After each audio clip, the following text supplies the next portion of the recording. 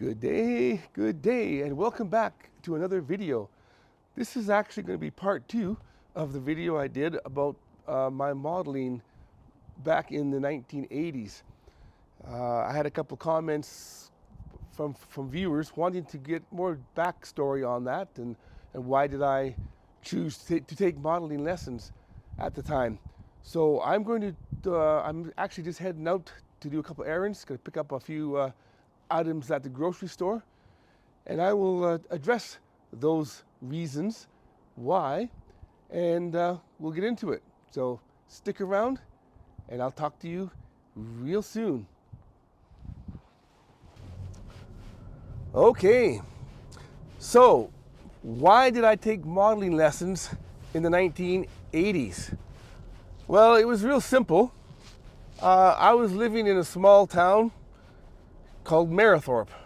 Now, many of you might remember that Mayerthorpe was a town that became infamous in 2005 with the loss of 4 RCMP police officers. You can Google that. I'm not going to get into that here. But it was a small town. It still is a small town of about 1,500 people. It hasn't grown much since then. And at that time, I had moved there in 1975, and I eventually left there in 1985. But growing up there, I decided that I wanted to get out of that place because I just felt there was no future there for me. I felt like I was a country bumpkin. And because of that, I always had aspirations to do something more with my life than just work in the sawmill or work in the alfalfa pellet plant that they had there. My first job actually in 1980 was a cowboy on a ranch with 350 head of cattle. And I wanted more. So I saw an ad in the newspaper advertising that you could take modeling lessons, both female and male. And it was through John Casablanca's elite modeling agency at the time. And as I had mentioned, I was living in Mayerthorpe, but I would drive into Edmonton every Thursday for several weeks to take this training, and it's about an hour and a half drive into the city. Man, these roads are rough. They haven't improved at all since the other videos I've done. But anyway, so that's what I did. I took this training, and with the hopes that I would meet new people, make some contacts, and maybe change my life. So after having taken that training, I did meet some people and made some contacts, and it was quite a fun time of my life. You know what? I am going to pull over here because I want to talk to you here without all this bouncing around and whatnot. So let me just pull over nice and safely, and we will continue the conversation.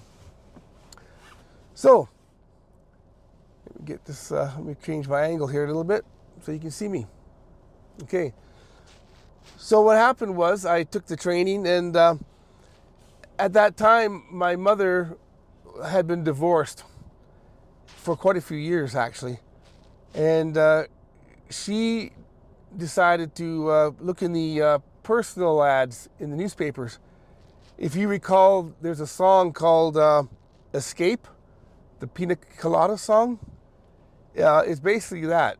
She answered personal ads and looking for a husband. And she made contact with this one gentleman, and he lived in Edmonton. Now, nothing became of it. They did meet, and they got along nice, but they never became romantically involved. But the funny thing is, he actually liked me.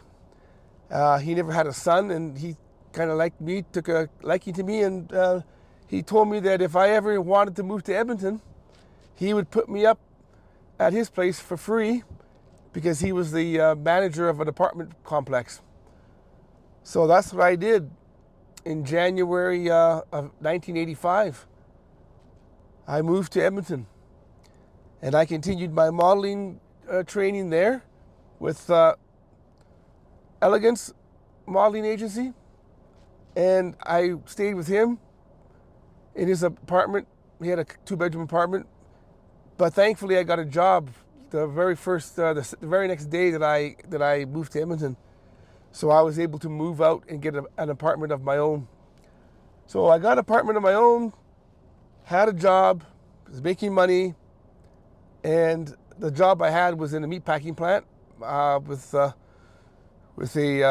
we were doing cattle and hogs, and I was doing the hogs. We were processing hogs. Now, I continued to do some modeling courses, and that's when I met some people who, one particular guy, he was a male model with me, much better than I was. Nice looking guy, blonde hair, tall.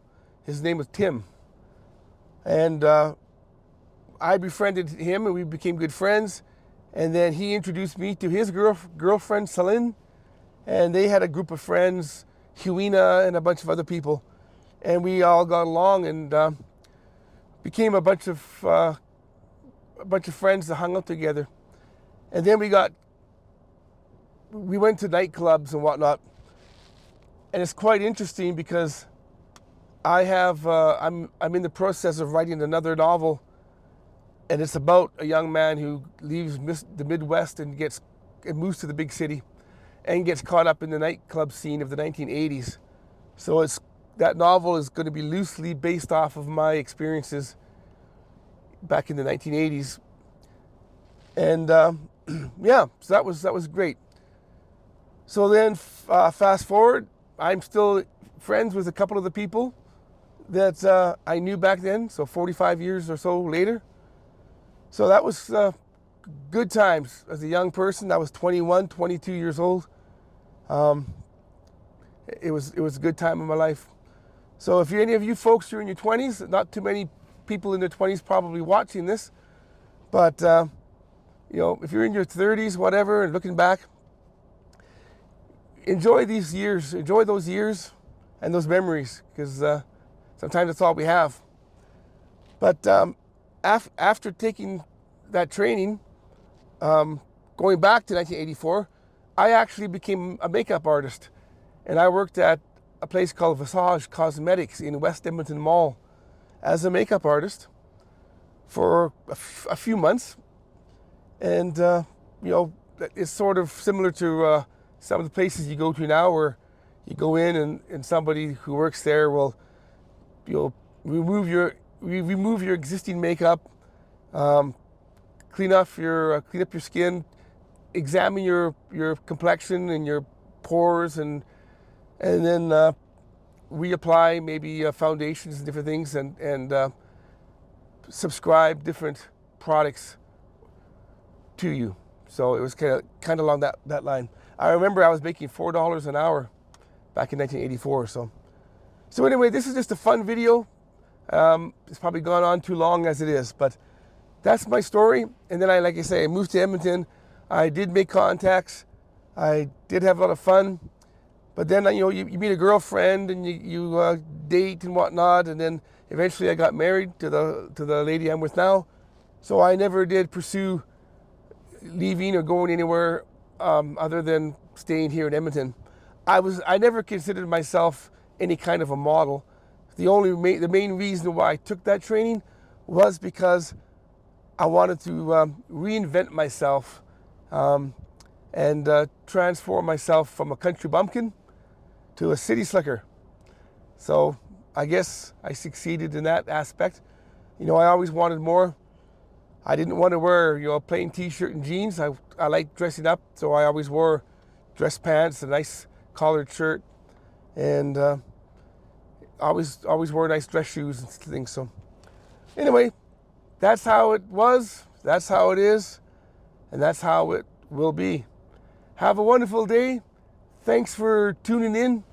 If you like this kind of content, most of this content lately has been for my longtime viewers who've asked for more information on my past. But I will continue to make more videos.